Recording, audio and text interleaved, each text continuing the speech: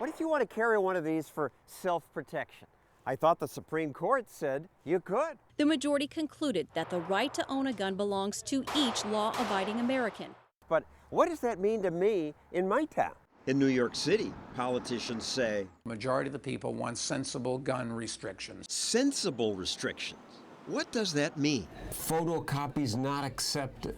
I tried to get a gun license. They make it very hard. First, you must fill out this 17-page form. The form says I must promise I know the definition of other weapons like switchblade knife, gravity knife, pilum ballistic knife, metal knuckle knife, a kung fu star. I don't want a kung fu star. I just want a gun for safety. People sometimes threaten me because they don't like what I say on TV. I think that's a common sense. I think they have too much security now. After this appearance, some said I should be shot in the face. So when I travel around town, I'd like to have the option of protecting myself. Studies show Americans use guns every day to stop crime. Guns often stop crime. The robber got more than he bargained for. Turns the tables on a knife-wielding intruder. Today, laws in every state allow adults to carry a concealed gun. Many feared this would lead to a surge in gun crime, but the opposite happened. Violence appears to be dropping. And yet some towns like Chicago, Washington, D.C., New York City make it nearly impossible for people legally to carry a gun. This is 50 pages. Who understands this? It took hours and hours to fill out the forms. We had to call the police department 6 times to clarify what questions meant. Finally, it was done. I have to get this notarized? You go ahead and sign here, and I will fill in the rest. Then you have to go in person to police headquarters. Here, they fingerprinted me, asked me to list reasons why I should be allowed to have a gun, and then they charged me a $430 application fee. They said they'd get back to me. At least they were polite. Others tell a different story. They're rude right from the get-go. Robert Martinez served in Iraq and Afghanistan. I have 10 years of military experience. I think a military vet could keep a handgun in his home for protection, but it's not so easy. Why do you want a gun permit? Because I want to be able to protect my family. Martinez lives in a New York City housing project. A couple of months ago, a man was beaten to death out in front of my building. All of a sudden, you hear shots go off, and it's like boom, boom, boom. So he thought he'd just get a gun license, but that turned out to be an ordeal.